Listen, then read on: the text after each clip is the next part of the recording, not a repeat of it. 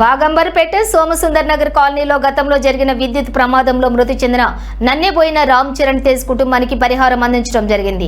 గత ఆగస్టు 19వ తారీఖున వినాయక చవితి పండుగ సందర్భంగా మాజీ రాజ్యసభ సభ్యులు వి హనుమంతరావు ఇంటి దగ్గర మండపం వేస్తున్న క్రమంలో విద్యుత్ ప్రమాదానికి లోనే రామ్ చరణ్ తేజ్ మరణించిన విషయం తెలిసిందే.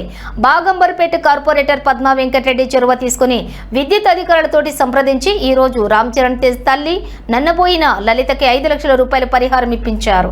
ఈ కార్యక్రమంలోని బీఆర్ఎస్ సీనియర్ నాయకులు బి వెంకటరెడ్డి, మిర్యాల శ్రీనివాస్, విద్యుత్ అధికారులు Azamabad divisional engineer Kamalakumar, Amberpet AD Srinaiah తదితరులు పాల్గొన్నారు. ఈరోజు విద్యుత్ ప్రమాదంతో చనిపోయిన చరణ్ తేజ గారు మొన్న గత వినాయక చవితి నవరాత్రులప్పుడు చనిపోవడం జరిగింది.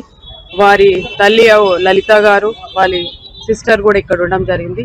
చాలా బాధాకరమైన విషయం. ఏదైతే మంటపాలు వేస్తూ షార్ట్ సర్క్యూట్ తో చనిపోవడం జరిగింది. వారి ఆత్మకు శాంతి కూరాలని, అదే వాళ్ళ తల్లి కూడా వాళ్ళ తల్లి గారికి కూడా మనము బాధాకరమైన విషయం. ఒక కొడుకుని కోల్పోవడం కూడా చాలా బాధంగా ఉంది. అదే విధంగా ఈరోజు ఎలక్ట్రిక్ డిపార్ట్మెంట్ ఏఈ గారితో కలిసి వారికి 5 lakhs ఇవ్వడం జరిగింది. 50,000 వాళ్ళ చేతికి క్యాష్ గా ఇవ్వడం జరుగుతుంది. 4.5 lakhs ఫిక్స్ డిపాజిట్ చేసి 3 months ఒకసారి ఇంట్రెస్ట్ వస్తుంది.